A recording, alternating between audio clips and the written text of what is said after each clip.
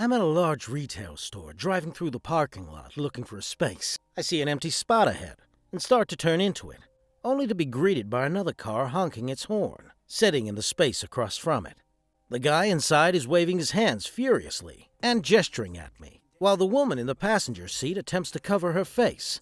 I finished parking and got out, and gestured to the other driver with upturned palms and a "what's wrong" expression. I was actually concerned the guy might have been in some sort of trouble, or needed help, but I wasn't expecting what happened.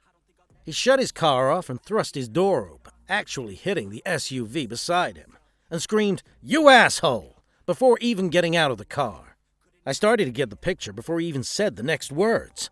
"You did that on purpose," he asserted, then flung some profanities I won't type here as they're too explicit, although one of the tamer ones was calling me a cousin fucking redneck motherfucker.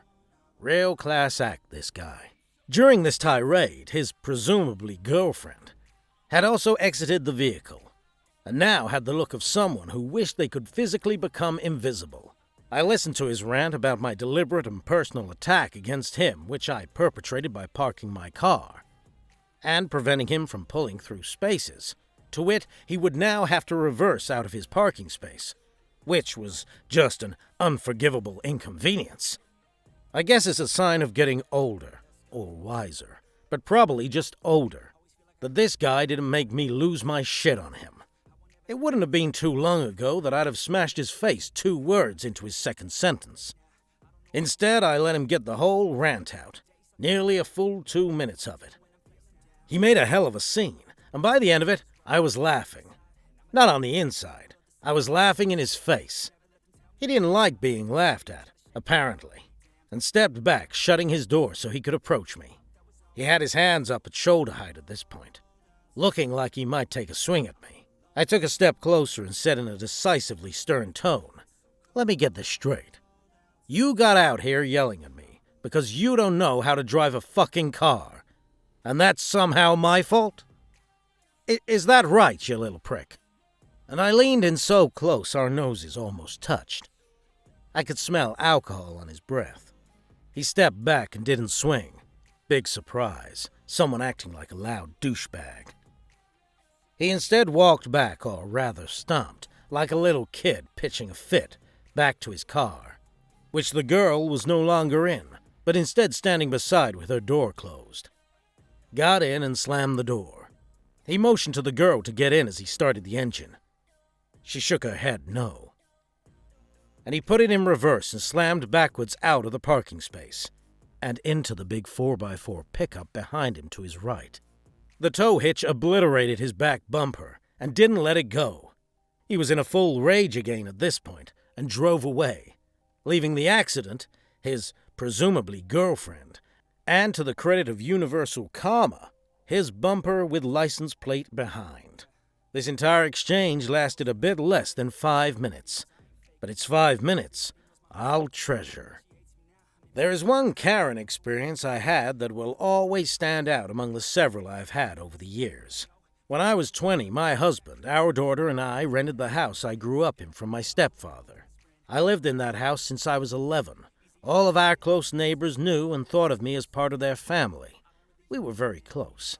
At this time, I was in the Army, and my husband was in the oil field. Still is 15 years later. I had just gotten off, had changed into civilian clothes, and picked up my daughter from my mom.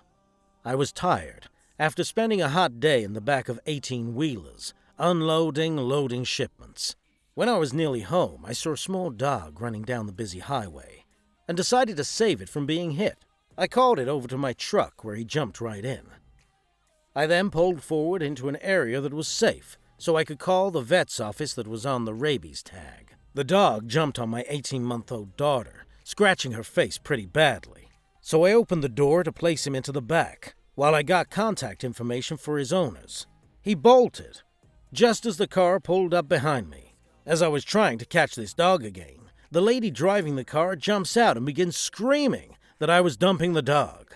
I pointed out that it had a collar with tags. That didn't matter. She was adamant that I was dumping the dog, and she was going to make me regret that mistake. I finally got the dog while the harpy continues to screech at me. I pointed at the tag again, telling her that it's not my dog. I saved it from being run over and was attempting to call the vet's office to find its owner. Yeah, right. I'm so sure that's what you are. You're such an upstanding citizen. Call the fucking vet's office so I have proof you dumped that dog. I told her she was a complete idiot. Why would I dump a dog with tags linking it to me? I called the vet. No answer. I said this and said I was taking him home with me, so he didn't get hit while I got hold of the vet's office. I put the dog in the back while I went home. She followed me the whole way, driving on my bumper. She pulled into my driveway and continued to berate me, calling me names and accusing me of dumping dogs all over the neighborhood, saying that since I moved in, the neighborhood had gone downhill and that I was trash. I had enough. Losing my temper, I started towards her, screaming at the top of my lungs for her to leave my property, or I was going to remove her myself. She jumped into her car, backed up to the street, then began to scream at me from the street, which drew the attention of my neighbors. I got my daughter out of the truck and had tied the dog to the fire hydrant when I heard her say to my neighbor, "Oh, look, I bet she neglects that baby too." Nope, she really did not just say that. She and my neighbor both realized she had gone too far. As I'm charging at her, ready to beat the snot out of her, he tells her she needs to get in her car and leave. She gets in but refuses to leave. I go get my phone to call my dad so he can tell her that it's not my dog. He calms me down and says let me talk to her. As I approach, I see her window is cracked, a couple of inches, and hear her crying on the phone. "Please, officer, hurry. I'm afraid for my life. I think she's going to kill me.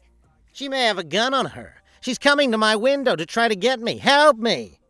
I repeat what she said to my dad, who is now angry too.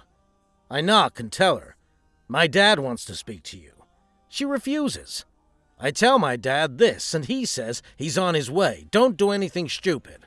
I get my daughter, who had been playing in her playpen, but was getting angry. Talking to my neighbor, I tell him what was going on, and he says to just stay calm and it will all be settled when the officer got here. My dad and the sheriff's deputy got there at the same time. The lady jumps out and begins to scream that I was attempting to dump that dog, and that I had threatened her life. She wanted me arrested and my daughter taken into CPS.